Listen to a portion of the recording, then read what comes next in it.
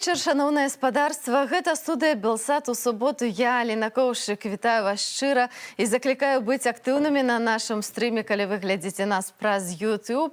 Вы маете магчымасць каментаваць усё тое, што адбываецца ў студыі, задаваць пытанні нашим гостям. У меня вось тут у кампутары ёсць вакенцы, дзе я сачу за ўсім тым, што вы пішаце. Радая вас усіх бачыць і давайте пачнем з галоўных навінаў дня. Абавязковыя маскі і афіцыйныя рэкорды захворванняў. Коронавирус лютуе у Беларуси. Мы видим, что наплывы очень большие. Скорее всего, эти наплывы в сутки не по 2000 человек, а в разы больше. За магчымасць пачуць голас свабоднай журналістыкі ў аўтакратычным рэжыме.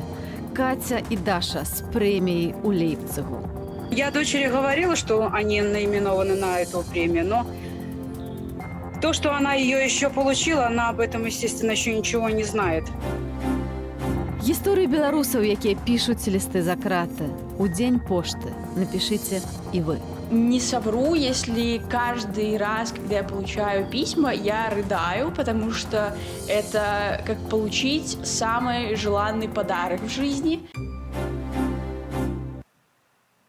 Ад сённяшняга дня нашэнне масак і ўтрыманне сацыяльнай дыстанцыі ў Беларусі абавязковыя, а лічба афіцыйная захворалых на ковід набліжаецца да абсалютнага рэкорду 2000 чалавек. Ці беларусы апранулі маскі, што можа нас абараніць ад ковіду, спраўджваў Ігор Станкевич.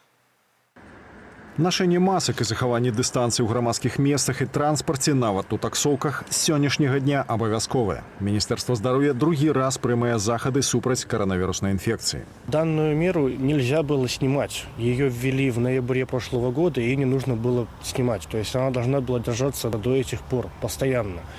И здесь еще важно понимать, что люди должны сами осознавать свою ответственность за все это. Поэтому то, что вводят официально, это одно, но люди не воспринимают это всерьез. Пра гэта сведчыць і нашае назіранне ў Баранавічах і Бабруйску. Тут шмат хто па-ранейшаму без масак. Маска мусіць засланяць нос, рот і падбародак, а за парушэнне маскавага рэжыму прадугледжаная адказнасць. Кантраляваць выкананне новых патрабаванняў будуць санстанцыя, МУС і Мінтранс. Аднак ніякіх пакаранняў пакуль не прадугледжана. Тым часам сітуацыя з захворваннямі на ковід абвастраецца. Паводле Міністэрства здароўя, колькасць захварэлых за апошнія сотні наблізілася да максімальнай адзнакі – амаль 2000 чалавек. 16 человек померли. Статистика, та, которая подается, скорее всего, она подается откуда-то с головы. То есть это не соответствует реальной действительности. Мы видим, что наплывы очень большие. Скорее всего, эти наплывы в сутки не по 2000 человек, а в разы больше. Ну и смертность, та, которая подавалась, всегда была занижена в 5, а то, может, и в 6 раз. Па ўсёй краіне шпіталі перапрафілююць для хворых на ковід, аднак месцаў не стае. В городе Витебске уже 5 перепрофилированных стационаров под коронавирусную инфекцию. Это очень много. И готовят еще один корпус еще одного стационара для приема коронавирусных пациентов. И этих мест все еще не хватает. Сігналы аб пагаршэнні сітуацыі падаюць і нашыя чытачы. У мяне маці з сястрой былі ў цяжкім стане з ковідам у першым шпіталі Менску. Там усе калідоры запоўненыя хворымі. Сястра кажа, што кожны дзень хтосьці памірае. Маці захварэла на карону, цудам заехала ў лякарню, просто пашанцавала. Месцаў няма, лекары-героі. У паліклініках адны інтэрны. Лекары або звольніліся, або пайшлі на фронт. Не стае не толькі медыкаў, але і кіроўцаў. Тэлеграм-канал «Нік і Майк» апублікаваў ліст адміністрацыі Кастрычніцкага раёну Менску ў Менск Сан Аўтатранс. У сувязі з ростам амаль удвая патрэбы ў дадатковым транспарце для выезду да пацыентаў адміністрацыя просіць часова перавесці 1-3 кіроўцаў на тэрмін да 3 месяцаў для працы на машынах хуткай і медычнай дапамогі. Тым часам у Беларусі працягваецца масавая вакцынацыя ад каранавіруса. Паводле афіцыйнай статыстыкі, першую дозу прышчэпкі атрымалі амаль 2 мільёны 400 тысячаў беларусаў, а поўны курс вакцынацыі прайшлі больш чым 1 мільён 700 тысячаў чалавек. Сярод рэгіёнаў лідаруе Менск. Тут поўны курс вакцынацыі прайшлі больш за 381 тысячу чалавек. За ім ідзе Гомельская, Берасцейская, Гарадзенская, Менская, Магілёўская вобласці. У аўтсайдерах застаецца Віцебшчына. Тут цалкам прышчапіліся крыху больш за 180 80 тысяч человек. Игорь Станкевич, Белсат. Уначы на польска-беларускай мяжы зноў былі чутны стрэлы. Пра гэта паведамляе польская памежная служба. Тым часам сітуацыя на мяжы і напружанне не спадае. Толькі польскія памежнікі у мінулы дзень спынілі ажно 553 спробы нелегальнага перакрочвання мяжы. А агулам на мяжы Беларусі з Польшчай, Літвой і Латвіяй такіх спробаў было ажно 600. Толькі 8 асобаў палякі заставілі ў Польшчы, рэшту развярнулі ў Беларусь. Цягам кастрычніка было ўжо 4300 такіх спробаў, паведамляе польская памежная служба. З пачатку года больш за 15,5 тысяч. Польскія памежнікі чарговы раз заявілі, што беларускі бок арганізуе нелегальны пераход мяжы мігрантамі і апублікавалі новае відэа, на якім відаць, што людзей арганізавана прывезлі да былой памежнай заставы. У Латвію цягам сотняў спрабавалі трапіць 15 чалавек, у Літву 47. За час міграцыйнага крызісу ў Літву трапілі больш за 4000 нелегальных эмігрантаў. Ад Еўрапейскай камісіі краіна атрымала амаль 30 мільёнаў еўра дапамогі для пасялення, адукацыі, аховы месцаў, дзе жывуць мігранты, а таксама развіцця інфраструктуры для прыёму мігрантаў і даплату персаналу, які з імі працуе. Да таго ж Літва дакупіць яшчэ 300 кіламетраў калючага дроту для ўсталявання мяжы з Беларуссю. Нашыя калежанкі Кацярына Андрэева і Дар'я Чульцова знаходзяцца за кратамі ўжо 328 дзён. Тым часам ёсць і часам добрыя навіны. Мы даведаліся пра тое, што дзяўчыны атрымалі прэмію за свабоду і будучыню ў медыа. І вось уручэнне ўзнагародаў прайшло ў Лейпцыгу. Больш пра тое, што зараз адбываецца з нашымі журналісткамі, якія адбываюць сваё пакаранне за свабоду слова і за сваю нязломнасць у нашым наступным матэрыяле. Бел-чырвона-белы сцяг і словы віншавання зняволеным Кацярыне Андрэевай і Дар'і Чульцовай з'явіліся сёння ля ўваходу ў будынак, дзе месціцца офіс Белсату ў Варшаве. Сваёй працай далі магчымасць пачуць голас свабоднай журналістыкі ў аўтакратычным рэжыме. Гэта пра нашых журналістак. У нямецкім Ляйпцыгу ім завочна ўручылі прэмію за свабоду і будучыню ў медыа. Тут важны такі сімвалізм, конечно, у тым, што гэта ж прэмія прымеркаваная да падзею 89-го года у ГДР, калі ў Лейпцыгу адбываліся якраз у гэтыя дні масавыя акцыі пратэста, якія шмат у чым і наблізілі падзенне Берлінскай сцяны. Прэмію за свабоду і будучыню СМІ з 2001 года ўручае фонд падтрымання медыа ў нямецкага банку Шпаркассе Ляйпцыг. Прэміяй узнагароджваюць журналістаў і арганізацыі, якія з рызыкаю для сябе робяць асаблівы ўнёсак у абарону свабодных СМІ і будучыні вольнай прэсы. Пра тое, што ўзнагароду атрымаюць нашыя журналісткі, стала вядома ў канцы ліпеня. Я дочери говорила, что они наименованы на эту премию, но то, что она ее еще получила, она об этом, естественно, еще ничего не знает. Потому как звонок был еще позавчера, а премия была вчера, я еще не успела сообщить ничего. Но я думаю, что они все-таки, Катя и Даша, достойны этой премии. Кацярыну Андрэеву і Дар'ю Чульцову затрымалі летась 15 лістапада. Журналісткі вялі трансляцыю з плошчы Пераменаў у Менску, дзе сілавікі разганялі акцыю памяці загінулага Рамана Бандарэнкі. Сёлета ў лютым у Фрунзенскім раённым судзе Менску Наталля Боўгук прысудзіла журналісткам па 2 гады пазбаўлення волі, палічыўшы іх вінаватымі ў арганізацыі групавых дзеянняў, што груба парушаюць грамадскі парадак. Паводле версіі следства, праз стрым, што журналісткі вялі з аднаго з будынкаў, спыніўся рух 2 дзясяткаў маршрутаў грамадскага транспарту. Тым часам паступае інфармацыя пра тое, што жорсткія разгоны адбываюцца ў Магілёве.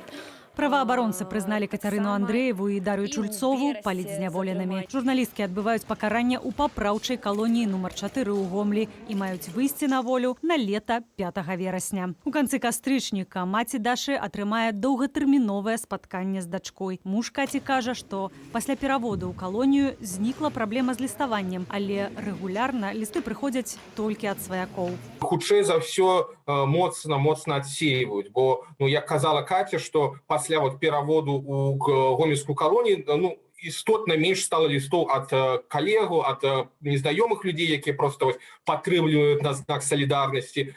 Журналісткі не прызналі сваёй віны і лічаць пераслед помстаю спецслужбаў за прафесійную дзейнасць. Іхны прысуд меў вялікі рэзананс як у Беларусі, так і на міжнародным узроўні. У зняволенні ж Дар'ю і Кацярыну паставілі на прафілактычны ўлік як асобаў схільных да экстрэмізму ды іншых дэструктыўных дзеянняў. Гэты статус прадугледжвае узмоцнены кантроль з боку адміністрацыі. Учора я якраз адвез перадачу для Каці. Яе прынялі без праблемаў, што сведчыць пра тое, што прынамсі на дадзены момант не было нейкіх спагнанняў у Каці, бо інакш бы праз гэта маглі і не прыняць. Выходила она со мной на видео, разговаривала, настроение было очень хорошее, и по телефону с ней общалась 4 дня тому назад. Поэтому я скажу, что настроение бойкое. Я думаю, что они будут держаться до конца. Сёння ў Беларусі за кратамі знаходзіцца 801 палітзняволены. Сярод іх 30 журналістаў і працаўнікоў медыяў. Анастасія Русецкая, Ірына Дарафійчук, Белсат. Шановне гаспадарства, ці вы калісьці чулі палескую гаворку? А можа, чыталі? Цяпер ёсць выдатная магчымасць. Наш калега Алексей Дикавицкі альбо Олексій Диковицький напісаў кнігу апавяданняў на палескай гаворцы. Ажно 2 прэзентацыі гэтай кнігі прайшло ў Вільні. Кніга называецца «Онде», што па-палеску значыць «вось» альбо «тут». Що ти, сусід, на гулі собрався? Гривку наставив онде, прическа модная. Може, я йду колоном попирскався, бо не чую. Конечно, самое главное для меня было презентовать эту книгу у себе на Пинщине, там, откуда я походжу, где мои корени, и там повинна была быть первая презентация менавіта у вёсцы моего деда. Ну, але, на жаль, мы видим, какая ситуация теперь политичная. В Беларуси выдается на белорусской мовной литературы недостатково, а мастацкие творы на диалектах – это вуголь редкость. Конечно, это не то, что я перший написал нечто такое, але такая книга менавіта поэзии и прозы, я думаю, что она увогуле першая на свете. У диалектах есть багацце краіны, по-першае, а по-другое, диалекты заўсёды были таким чымсьці таким, что подмацоўвала, узбагачвала литературную мову.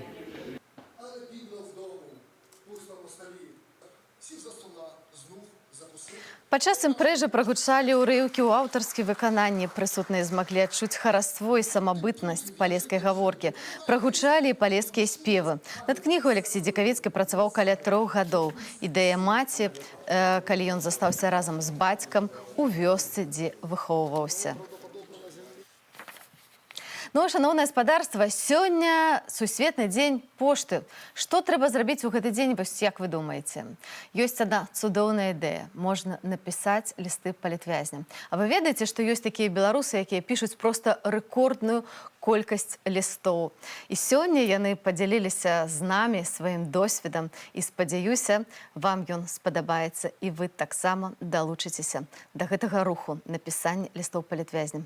Часам для тых людзей, якія знаходзяцца за кратамі, гэта адзіная крыніца падтрымкі, а таксама ведаў пра тое, што адбываецца на волі. Хоць мы і незнаёмыя, мы ўжо сябры. Так пачынае ліст палітвязням Александра. Яна сабрала беларусаў паўночнай і паўднёвай Караліны, каб разам напісаць словы падтрымання тым, хто за кратамі. Гэта сувязь з мірам, які яны зараз згубілі і не па сваёй волі. Вось, і я таму лічу, што нават некалькі прыемных слоў удзякі паміж строк, так, вось, гэта неяк дасць больш веры і сілы, што яны не адны, што мы разам, нягледзячы, дзе б мы не знаходзіліся, што мы падтрымліваем і што мы ўсё робім, каб гэта ўсё скорей скончылася і каб мы уже жылі ў вольнай нашай Беларусі. Кніжку дачытала, в акно дабралася памыць, дождж прыгожа ідзе. Аліна ў лістах палітвязням апісвае звычайныя паўсядзённыя дробязі. Збольшага лістуецца са сваімі знаёмымі. Гэта, кажа, хоць у нейкай ступені нагадвае жывыя размовы з імі. Вы пішаце як бы тэкст, які вы хочаце даслаць, вось, і абіраеце чалавека, якому вы яго дасылаеце, пазначаеце альбо не пазначаеце, ну, як бы як хочаце, свой адваротны адрес, ну, і, в прынцыпе, ўсё. Вось. Калі гэта форма беларускай правабарончай школы, то яны пішуць ручную, Вось, калі гэта пісьма в клетачку, то яны іх раздрукоўваюць. Вось яшчэ ёсць сервіс пісьмо Бел, і там таксама яны раздрукоўваюць і дасылаюць. Першы адказ на ліст ад палітвязня Сабіна Алеева атрымала летам. Ім аказаўся журналіст Александр Івулін. Завязалася ліставанне. Цяпер яна піша мінімум 2 разы на тыдзень. Лайфхак ад яе. Калі вы лістуецеся з-за мяжы, указвайце пры магчымасці беларускі адрас. Сваіх знаёмых, родных, так хутчэй і з большай пэўнасцю дойдзе адказ. Не совру, если каждый раз, когда я получаю письма, я рыдаю, потому что это как получить самый желанный подарок в жизни. И я считаю, что хотя бы только ради таких эмоций стоит один раз попробовать и написать письмо, а вдруг придет ответ. Для Святланы імя змененае ліставанне – гэта своеасаблівая тэрапія. Пісаць палітвязням яна пачала ў лістападзе летась. За гэты час жанчына даслала каля 200 лістоў. У адказ атрымала каля 50 ад больш чым 20 палітвязняў.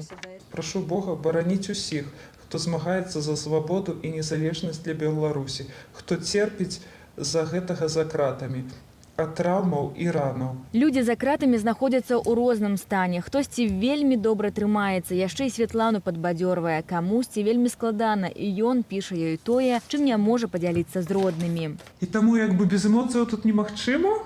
Тут плачаш над некаторымі лістамі і часам спыняешся, таму што разумееш, што будзе мокры аркуш, і потым неяк так збіраешся ўжо, суцешваешься і працягваеш пісаць. Не так важна, што пісаць, лічыць Святлана. Галоўнае, палітвязні ведаюць, што пра іх памятаюць. Жанчына заўсёды ўкладвае зваротны канверт са сваім адрасам і намагаецца набыць прыгожыя паштоўкі. Лісты яна раіць адпраўляць заказнымі. У іх больш шансаў трапіць да адрасата. Вера Несцяровіч, Белсат. Шановныя гледачы, я бачу, што штосьці наш чат засумаваў, чаму вы перасталі пісаць паведамленні. Калі ласка, далучайцеся да нашай трансляцыі, пішыце вашыя ўражанні. Вось да вас у меня, дарэчы, ёсць пытанне. На вашу думку, як варта ў медыях і ў публічнай прасторы называць Александра Лукашэнку? Чакаю на вашыя адказы, а пакуль stop call him president, не называйце яго прэзідэнтам. Бо офіс Светланы Ціханаўскай запусціў вось такую кампанію, дзе заклікае палітыкаў, журналістаў не называць Александра Лукашэнку прэзідэнтам. А як называць? Напрыклад, дыктатар, аўтакрат, тэрарыст ці нават забойца. Ідэя гэтай кампаніі нарадзілася пасля скандальнага інтэрв'ю Александра Лукашэнкі з CNN. Вось усе навіны офісу Светланы Ціханаўскай мы ўжо зараз абмяркуем з Валерыем Кавалеўскім, кіраўніком кабінету. Вітаю, Валеры. Добрый вечер, Алина. Я бы хацела пачаць менавіта з гэтай кампаніі «Stop call him president». Чаму вельмі важна называць акуратна Александра Лукашэнкі і не ўжываць назву «прэзідэнт»? Перш за ўсё, гэта тое, што адпавядае рэчаіснасці. Лукашенко не з'яўляецца прэзідэнтам, ён не перамог на мінулых выбарах, болей за тое, ён адмовіўся саступіць. І болей за тое, ён гэтую ўладу зараз утрымлівае гвалтам праз штодзённыя злачынствы. І разам з тым, нягледзячы на всю відавочнасць яго нелегітымнасці, незаконнасці яго знаходжання ва ўладзе, для яго крытычна важна, каб яго называлі прэзідэнтам. Хоць ён ім не з'яўляецца, але ён разумее, што вось гэтае хісткае яго становішча, яно вельмі ўразлівае, таму ён шукае паўсюдна вось гэтыя прыкметы таго, што яго могуць па-ранейшаму зваць прэзідэнтам. Таму для нас вельмі важна нагадаць усім, нагадаць і ў Беларусі, і па-за межамі Беларусі тое, што Лукашенко не з'яўляецца прэзідэнтам, бо менавіта такім чынам Лукашенко стварае першыя шчыліны вось гэтай кансалідаванай пазіцыі міжнароднай супольнасці і нават у самой Беларусі, робячы выгляд, нібыта рэальнасць такая, што ён прэзідэнт, але ён не з'яўляецца ім, і таму мы павінны пра гэта нагадваць, памятаць і нагадваць іншым. А вось на ваше асабістае меркаванне, як яго варта называць? Ён, безумоўна, з'яўляецца былым прэзідэнтам, і гэта тое, што самае мяккае яго вызначэнне.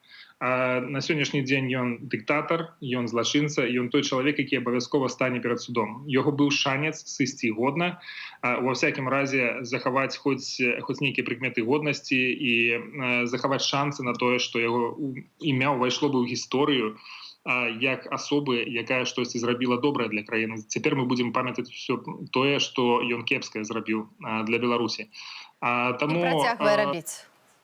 І працягвае рабіць кожны дзень, і, безумоўна, зацягвае вось гэту пятлю на целе Беларусі ўсё больш і больш, робячы кожны дзень ўсё больш і больш злачынстваў.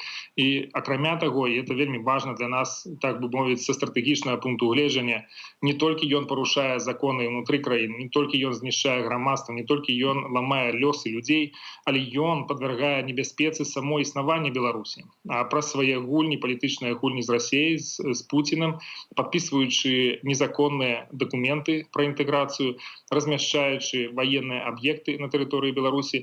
Гэта ўсё робіць Лукашенко абсолютно незаконным і непажаданай прысутнасцю ў Беларусі. Александр Лукашенко не прызнаны прэзідэнтам, выбары прызнаныя несапраўднымі праз большасць краінаў. Тым не менш, вось урад, ён дзейнічае ў міжнароднай прасторы. Мы бачылі, што Владзімір Макей паехаў у ААН, выступаў. Што можна зрабіць дзеля таго, каб вось гэтыя людзі, якія фактычна з'яўляюцца прызначэнцамі Александра Лукашэнкі, выконваюць ягоныя загады, не з'яўляюцца нармальным урадам у такім юрыдычным сэнсе слова, што вось вы робіце і што можна зрабіць дзеля таго, каб гэтыя людзі не рэпрэзентавалі пазіцыі Беларусі на міжнароднай арэне?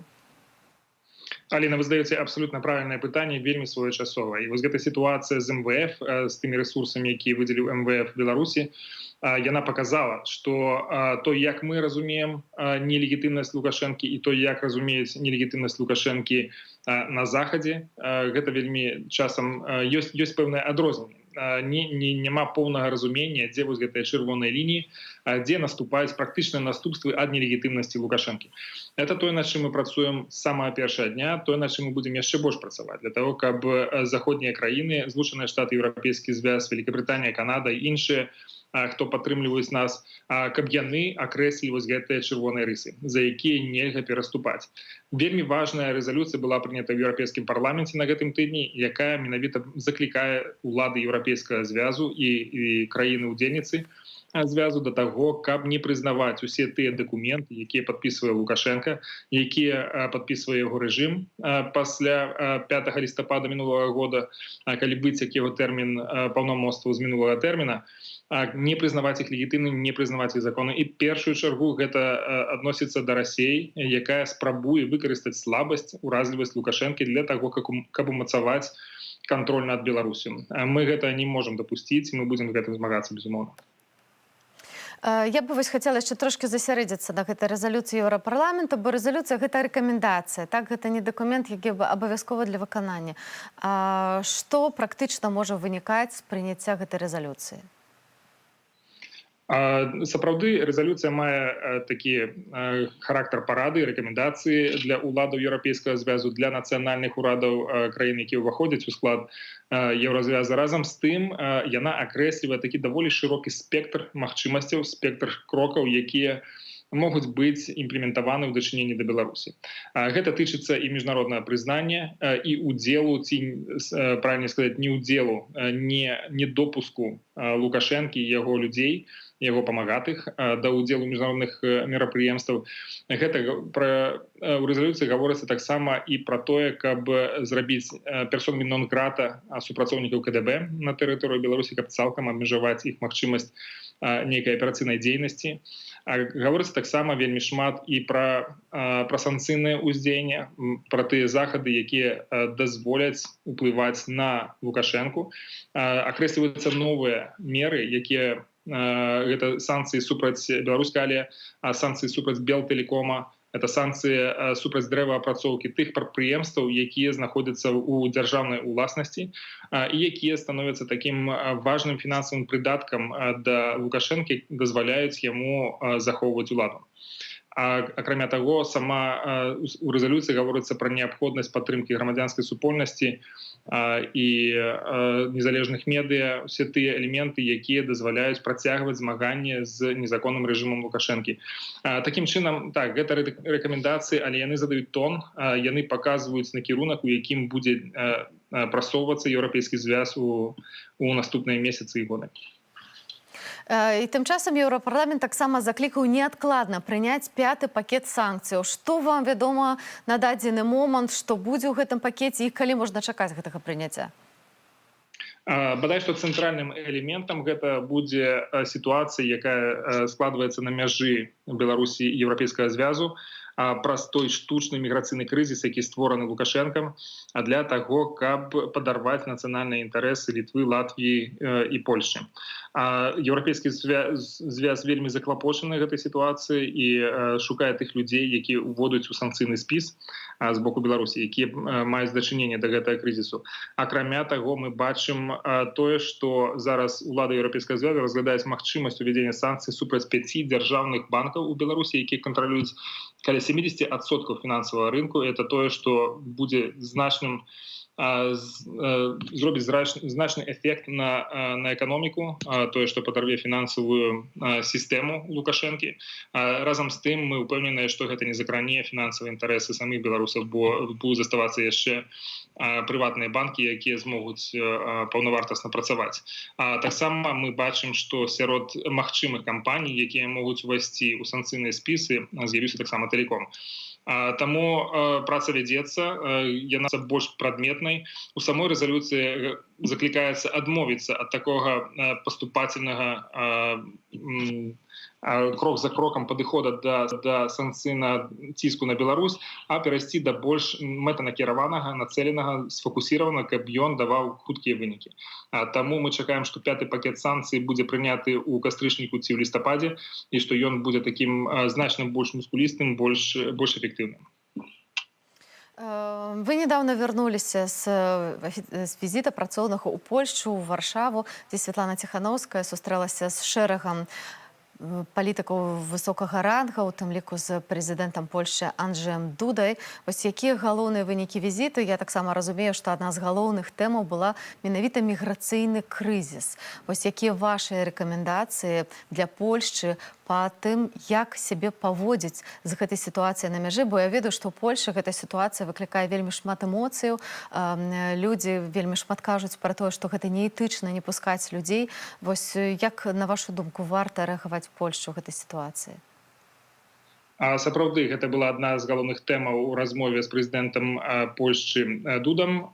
І сапраўды польскую грамадскасць, польскія палітычныя колы вельмі турбуе гэтая сітуацыя, як на яе рэагаваць. Бо часам мы бачым, што ў самой Польшчы ёсць сілы, якія гатовы былі б выкарыстоўваць гэтую сітуацыю ў сваіх палітычных мэтах, і таму мы заклікаем усіх аб'яднацца у адказе на гэтую праблему, на гэты выклік, таму што это тое, чаго хацеў бы Лукашенко падзяліць для таго, каб кантраляваць, каб уздзейнічаць на палітычныя сілы, на краіны Захаду, якія занялі вельмі прынцыповую пазіцыю ў дачыненні да крызіса ў Беларусі. Вельмі важна аб'яднацца і ў самой краіне, і не толькі ў Польшчы, але і ў іншых краінах. І вельмі важна, каб Польшча адчула гэтую еднасць з іншымі краінамі, з краінамі, якія з'яўляюцца лідарамі Еўрапейскага звязу, Германія, Францыя, Італія, іншыя. Таксама вельмі патрэбная падтрымка з боку Вялікай Брытаніі, Злучаных Штатаў. Карацей кажучы, гэты адказ на крызіс павінен быць скансалідаваным, а еднасць — гэта тое, чаго заўсёды баяўся Лукашенко. Еднасць, трываласць, паслядоўнасць пазіцыі — гэта тое, чаго ён не хацеў бы бачыць, тое, што ён спрабуе разарваць, падарваць з боку Еўрапейскага звязу. Таму гэта самая галоўная рэкамендацыя з нашага боку, і мы сваімі сіламі, сваім часам, сваёй энергіяй гатовы гэтаму спрыяць. Валерый, вось мы так падрабязна абмеркавалі міжнародную сітуацыю вакол Беларусі. А вось што тычыцца самой Беларусі, якія крокі вы зараз робіце дзеля таго, каб дапамагчы людзям, якія засталіся ў краіне? Што для вас у прыярытэце цяпер? У прыярытэце тыя планы, якія рыхтуюць незалежныя дэмакратычныя ініцыятывы.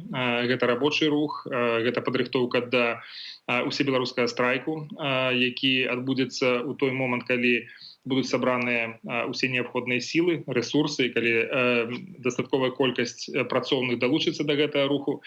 І другі вельмі важны план, мабілізацыйны план байпол, асацыяцыі былых супрацоўнікаў праваахоўных ведомстваў Беларусі. Ён таксама рушыць наперад. Гэта вельмі важная і вельмі эфектыўная ініцыятыва.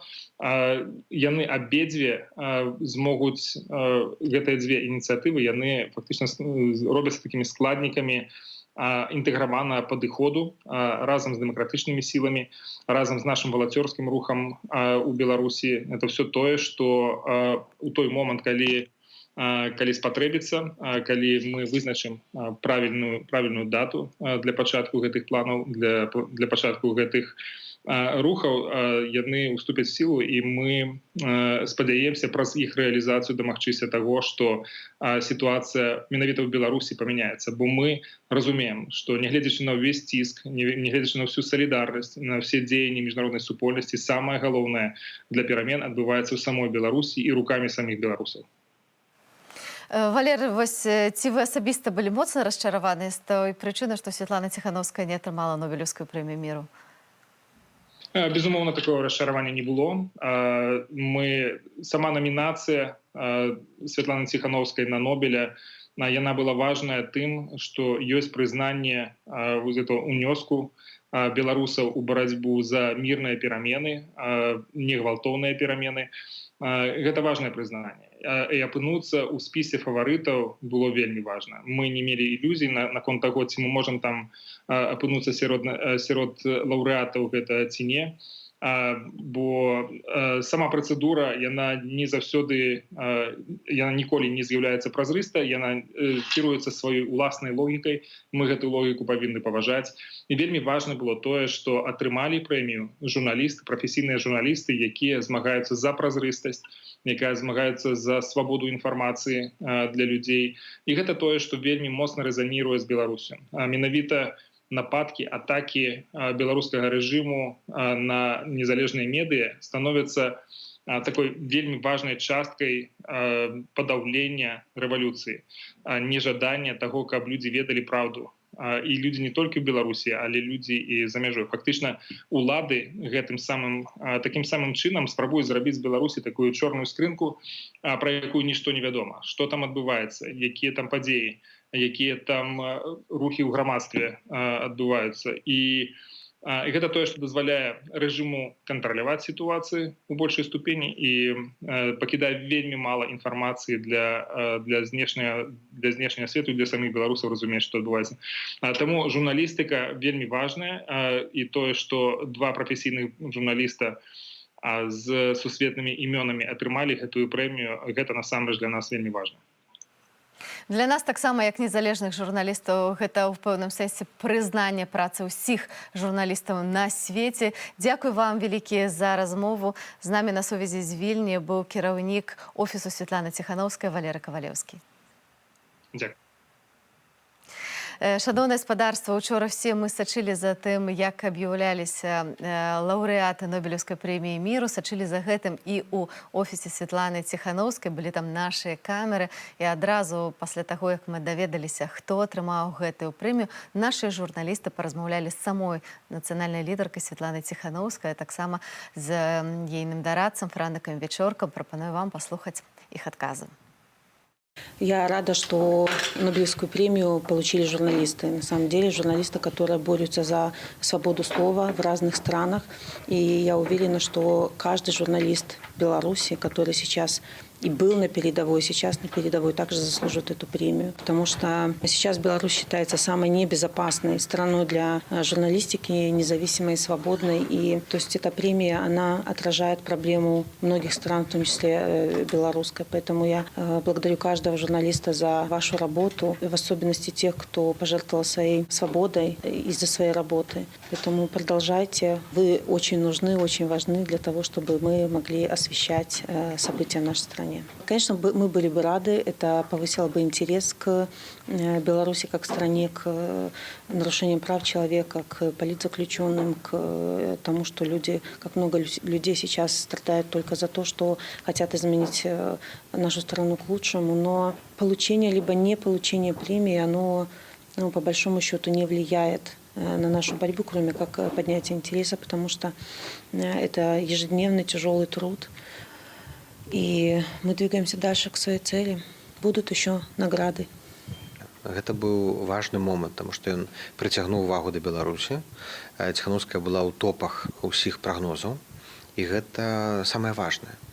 Беларусь вярнулася на парадак дня. Ёсць рэчы, якія немагчыма спрагназаваць. Напрыклад, калі адбываліся нашыя пратэсты, пачаўся крызіс у Нагорным Карабаху. І мы згубілі тады ўвагу ўсёй сусветнай прэсы.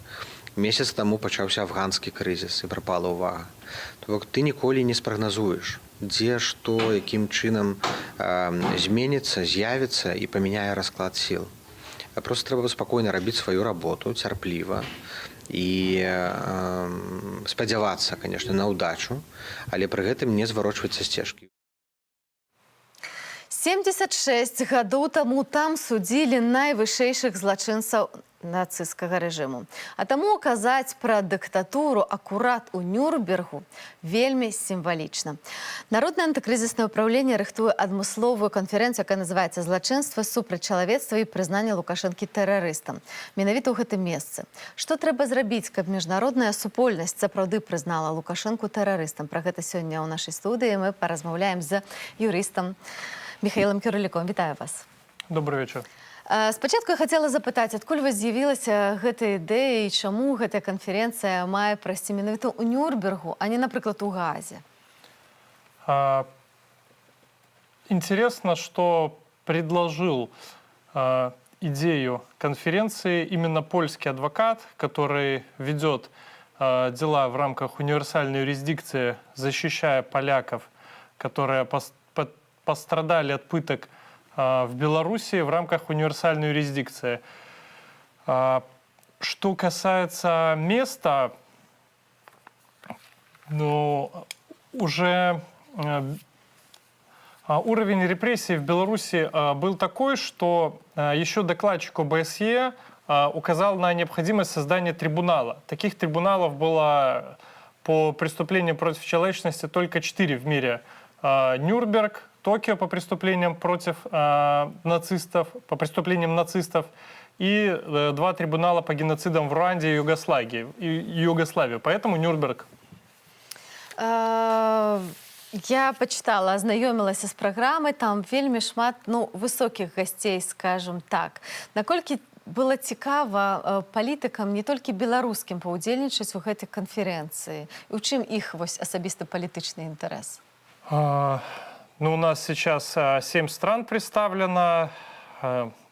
Беларусь, США, Германия, Литва, Польша, Грузия, Франция.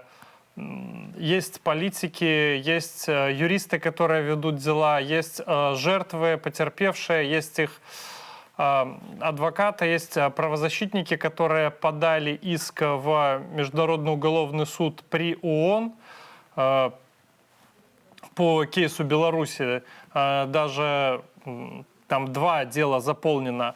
Поэтому Беларусь сейчас на повестке дня, и, к сожалению, Беларусь из внутренней ее власти, из внутристрановой проблемой стала уже региональной проблемой, да, то есть начиная от Боинга и заканчивая нелегальной миграцией. Поэтому сейчас мы, к сожалению, на такую печальную тему интересны мировым политикам. А які для вас будзе добры вынік гэтай канферэнцыі? Які месседж галоўны вы хочаце перадаць? Бо я так разумею, што яна больш разлічана менавіта на міжнародную супольнасць. Уже для нас хороший результат, то, что 4 из 4 пунктов, которые мы поднимаем, они нашли отражение в резолюции Европейского парламента. То есть признание действий террористическими, преследование виновных в преступлениях против человечности в рамках универсальной юрисдикции, непризнание это, опять же, в контексте выдачи денег в рамках МВФ, и Международный трибунал. Соответственно, уже те вещи, о которых мы говорим в конференции, попали в международно-правовые документы. Дальше, но резолюция Европарламента – это программный документ. Дальше мы бы хотели, чтобы были конкретные действия, чтобы в рамках универсальной юрисдикции, например, конкретные подозреваемые вызывались сюда на допрос. А если не едут, ну, значит, их можно объявить в международный розыск, в том числе по линии Интерпола, чтобы трибунал начал работать, чтобы люди, ответственные за террористические действия, попали в списки террористов со всеми вытекающими последствиями для мировой финансовой системы, которая должна прекратить с ними все отношения. Спадар Михаил, вось я хотела дапытаць адносна універсальнай юрысдыкцыі. Гэта вельмі важная ініцыятыва, але я ведаю, што ёсць вялікія складанасці з тым, каб ўсё ж такі распачынаць гэтай справы па універсальнай юрысдыкцыі. У прыватнасці, у Польшчы пракуратура адмаўляе. Чаму няма зацікаўленасці ў тым, каб уздымаць гэтыя справы? Я разговаривал, ну, наверное, с десятком юристов на эту тему, и честно говоря, не слышал каких-то юридических препятствий. Ну, я думаю, что это политичные Мы все сводились к тому, что это политика. И с одной стороны, да, препятствия есть. Конечно, прокурор не может вести расследование, потому что он не может приехать в Беларусь, его туда не пустят на место преступления, он не может там собирать доказательства, следователь. Это очевидное препятствие. И я, как юрист, где-то понимаю этого прокурора, этого следователя, который не хочет брать какое-то дело, которое ему заранее кажется заведомо безнадежным. Но если страна подписала конвенцию против пыток, то она обязана ее выполнять. Хочет чиновник, не хочет, а уже наша работа организовать дело так, чтобы где-то подтолкнуть к этому. Потому что хорошо, пускай... Вот порассуждаем, да, людей, не все люди видели тех, кто их избивал, но очень многие свидетельствуют о том, что избиение происходило внутри стен Окрестина. И юридически есть одна фамилия – Шепетько, начальник Окрестина. Его надо вызвать, и если он не является, объявить международный розыск. Есть начальник ОМОНа Балаба. То есть не надо знать фамилию каждого ОМОНовца. Его нужно вызвать. Вот, и мне ни один юрист не может сказать какое-то конкретное препятствие, почему его нельзя вызвать. Ну так я разумею, что тут трэба дзейнічаць палітычна і ціснуць неяк такими мягкай сілай на польскіх палітыкаў, каб у іх все-таки была зацікаўленасць, каб распачынаць гэтай справы, бо пакуль што гэта адзіная магчымасць прыцягнуць людзей адказных за гвалт, за забойствы ў нашай краіне да адказнасці. Ну, мне кажется, конференция – это как раз один из хороших примеров, как это происходит, да, мягко и политически, с одной стороны. Вот. С другой стороны, мы же действуем и юридически тоже. Недавно заключили договор с крупнейшим адвокатским бюро Польши. Копятся заборовские партнеры. Там около 40 адвокатов работает, если я не ошибаюсь. Сам основатель бюро, он работал в Министерстве юстиции, автор изменений в Уголовный кодекс Польши, ну и один из признанных экспертов, защищал в Польше в судах бывших министров, премьер-министра Польши, там, директоров Орлен, это крупная польская нефтяная компания, поэтому мы уверены в их компетенции и надеемся, что это также поможет. То есть то, что люди согласились на таком уровне защищать белорусов бесплатно, потому что, естественно, у белорусов нету потерпевших средств нанять, безусловно, дорогое бюро. Вот. Это большой шаг навстречу нам и большая надежда. Я разумею, я ведаю, што насамрэч польскія адвакаты яны вельмі прыязна ставяцца і падтрымліваюць гэтай справы, але акурат загвоздка застаецца ў гэтай сферы, што не хочуць проста падымаць гэтай справы. Тым не менш, міжнародная юрысдыкцыя спрабуецца ўздымаць гэтыя беларускія справы не толькі ў Польшы, але таксама ў Нямецчыны, ў Чэхіі, наколькі я ведаю, так?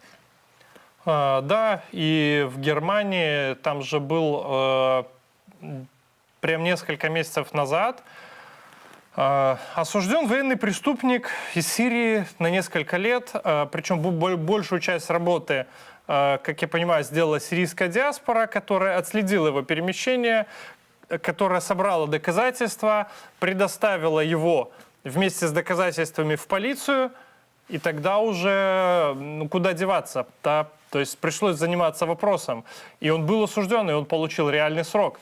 Поэтому я не думаю, что у них это получилось прям по щелчку пальцев. То есть, поэтому я вижу смысл этим заниматься для нас. Даже если это получается не так легко. І моє апошнє питання. Що треба зробити, каб признали Александра Лукашенко террористом? Каб свет яго признал террористом? Які для гэтага патрэбны юридичные кроки? Любая из стран Евросоюза, у Евросоюза есть свой список террористов, у США есть свой список террористов. Мы в Европе находимся, соответственно, говорим про европейский список. Любая страна может поднять этот вопрос. В каждой стране есть рабочая группа, так называемая Comet VP, которая собирает доказательства и предоставляет это на национальный уровень, потом с национального уровня выносят на европейский. И уже на всеобщем заседании этот список обновляется. На сегодняшний день мне кажется, что политически этот вопрос двигается. То есть если раньше мы слышали только в выступлениях политиков достаточно высокого уровня, президент Литвы, президент Польши называл эти действия террористическими, то сейчас это уже мы видим первый документ, серьезной резолюции Европарламента, в котором охарактеризованы эти действия как террористические. Соответственно, есть все основания для того, чтобы двигать вопрос дальше. І гэтым вы будете займацца. Мы, в свою чаргу, будем сачыць за тым, як будзе праходзіць канферэнцыя ў Нюрнбергу. Туды пойдуць нашыя журналісты. Так што, напэўна, яшчэ больш інфармацыі мы збярэм для вас ужо ў панядзелак. Са мной был Михаил Кирилюк, юрыст Народнага антыкрызіснага ўправлення. Дзякуй вам вялікі, што ў суботу завіталі да нас у госці. Шаноўнае спадарства, а заўтра міжнародны дзень супраць смяротнага пакарання. За скасаванне менавіта гэтага віду пакарання змагаюцца праваабаронцы. І да гэтай акцыі сёлета далучыліся амбасадары і нават запісалі адмысловыя звароты. Тэндэнцыя да скасавання смяротнай кары ва ўсім свеце працягваецца. З нагоды сусветнага дня супраць смяротнага пакарання Швейцарыя сведчыць свой цвёрды намер падтрымліваць гэтую тэндэнцыю і абараняць любыя дасягненні. Французским правом заборонена высылка любого человека в Украину, где он может отрымать высшую меру. Франция разглядает смертное покарание как жесткий и бесчеловечный акт. Ніякая юрисдикция система не оборонена от судовой помылки, здольной потягнуть за собой незаменную страту человечего життя. Нарешті, смертное покарание николи и нигде не сприяет борьбе со злочинностью.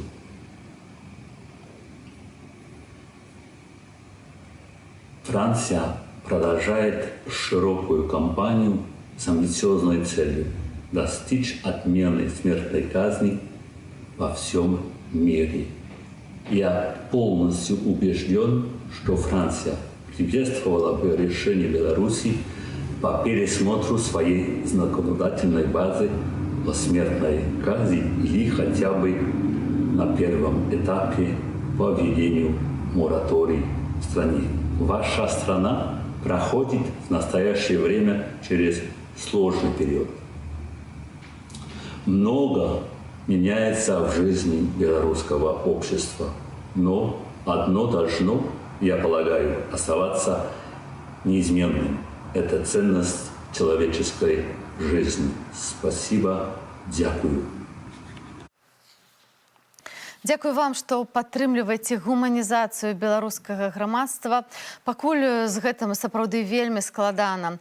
Супраць смяротнага пакарання ў Беларусі традыцыйна выступаюць і праваабаронцы. Ужо ў 9-й раз у Беларусі праводзіцца так званы тыдзень супраць смяротнага пакарання, бо Беларусь усцяж застаецца адзінай краінай Еўропы, дзе выконваюцца смяротныя выракі. І гэтым разам Еўразвяз і Рада Еўропы заклікалі Беларусь да адмены смяротнага пакарання. Зачитаю вам цитату. «Смяротнае пакаранне – гэта жорсткае, бесчалавечнае, прыніжальнае для годнасці пакаранне, якое супярэчыць праву на жыццё. Яго адмена неабходная дзеля павагі чалавечай годнасці». Так гаворыцца ў сумеснай заявы кіраўніка дыпламатыі Еўразвяза Жозепа Бурэля і генеральнага сакратара Рады Еўропы Марыі Пейчынавіч-Бурыч. У заяве таксама падкрэсліваецца, што адмена смяротнага пакарання – гэта выключная воля палітычная. Больш пра гэта мы паразмаўляем з маім сённяшнім госцем, праваабаронцам Андрэем Палудай. Добрый вечар, спадар Андрэй. Добрый вечар. Спадар Андрэй, зараз у Беларусі сапраўды вельмі складаная сітуацыя з правамі чалавека, і ці сапраўды смяротнае пакаранне – гэта тая тэма, якой акурат цяпер варта займацца? Так, правакацыйна пачнем. Так, сапраўды, я згоден. Я разумею. Ведаеце, я вам скажу так, што сапраўды ўсё вельмі дастаткова складана у нас з правамі чалавека, і тая павестка, якая в асноўным гучыць, у тым ліку і на тэлебачанні, у тым ліку і на Белсаце, яна, конечно, скажем так, звязана з такімі падзеямі, якімі адбываюцца, умоўна кажучы, у гэты дзень, альбо на працягу там апошняга часу. Але тут яшчэ вельмі важным фактарам з'яўляецца тое, што пэўная частка вот гэтай павесткі, яна не ўключае ў сябе, напрыклад, рознага кшталту іншыя праблемы, звязаныя з правамі чалавека. Праблемы людзей з інваліднасцю, напрыклад, там, людзей, якія прыгавораны да смяротнага пакарання ў меншай ступені, напрыклад, альбо нейкіх уразлівых групаў і гэтак далей. Таму, конечно, натуральна, гэта вельмі важна, калі весь час мы будзем нагадваць і гаварыць пра тое, што правы чалавека гэта не толькі калі мы кажам пра катаванне, хаця калі мы кажам пра смяротнае пакаранне, вельмі сур'ёзны элемент бесчалавечага абыходжання там ёсць у гэтым і парушэнне права на жыццё ў тым ліку. Таму, конечно, натуральна, гэта вельмі важна.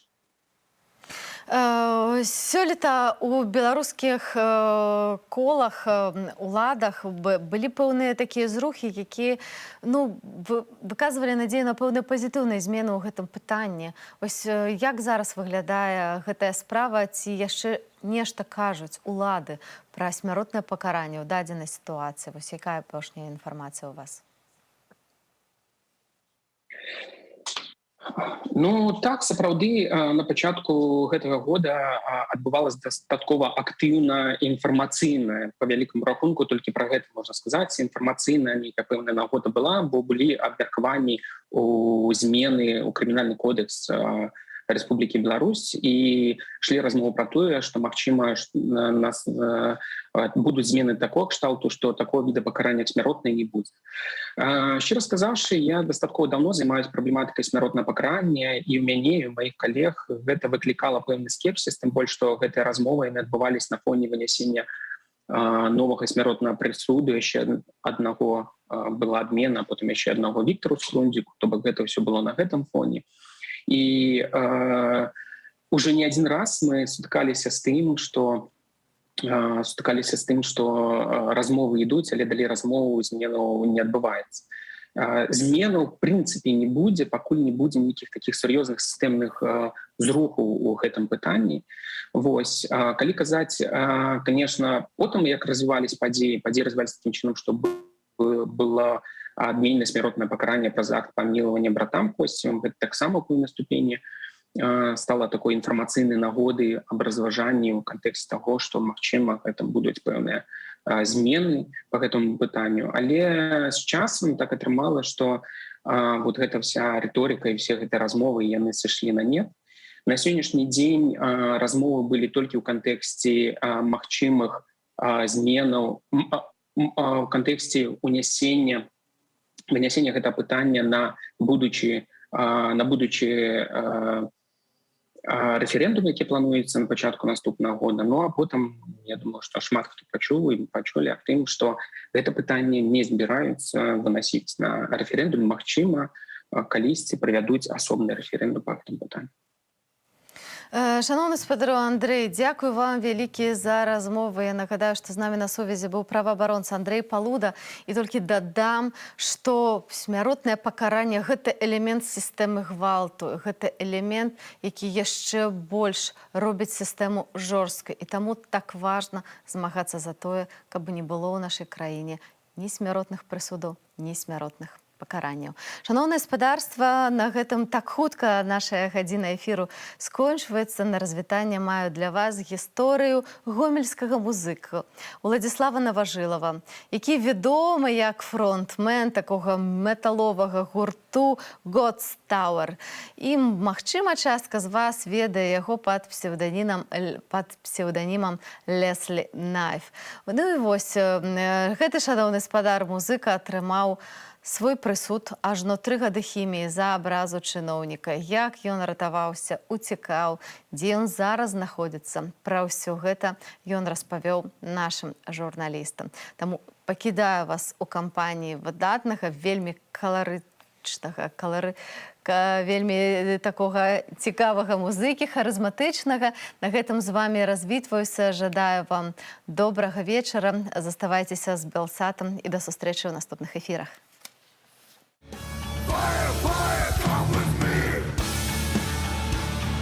Я планаваў спачатку трымацца да апошняга. Калі будзе магчымасць там заставацца, такая маральная, фізічная, то я застанусь, але там атрымалось так, пасля прысуду і ў чаканні апеляцыйнага суда, гэта вось лета і было, я адчуваў, што з кожным днём мне становіцца ўсё цягчэй і цягчэй. Все гэта цяжка давалася, і атмасфера душила сильно, і годзе...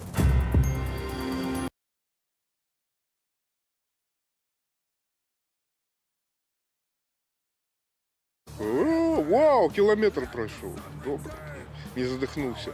Ледзь хожу по хаце, по вуліцы, а мяне зараз пагоніць на гэтую крытую хімію, там же ж казарма, і мне...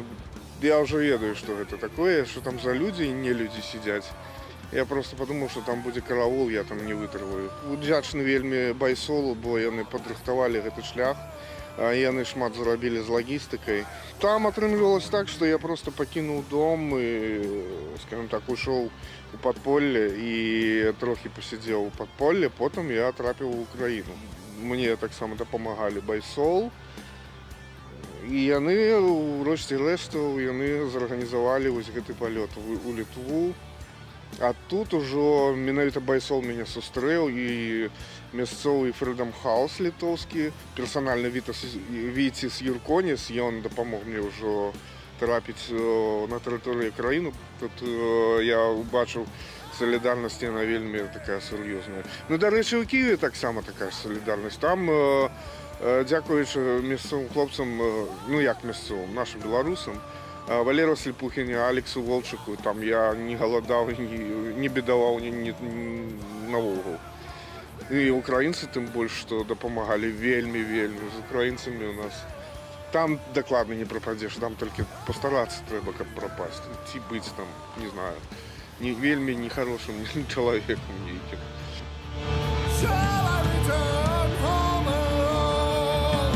Меня обвинувачивали по артикулу 369, здається, образа должностного лица, образа чиновника.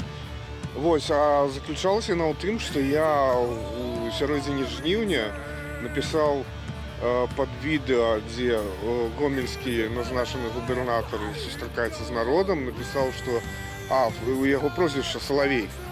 И я написал, что это Соловей я написал по-российски, гэты Соловей крайне глупый бору. Ну, то бок тому, что я тогда якраз перечитывал Салтыкова-Щедрина, у меня в голове такая город глупо, вот нечто такое щелкнуло. Я так и написал, я ни о чем не задумался. Потом я коли читал это уже справу, яку я напередали потом у прокуратуры, там было написано, что там Соловей и спать уже не мог, и там и у него сердце спинялось, и там ему кепска было от этого комментария. Вот, там можно додумать смешно, але это ему не перешкодило, и ни разу на суд не пришел. Тут я могу дышать, тут я могу робить. Зараз я оформлю национальную визу, закончу эту эпопею с Pfizer'ом и вернусь до працы во всех сенсах. И на кусок хлеба, там на кавалок хлеба, и творчеством буду заниматься на все 100%.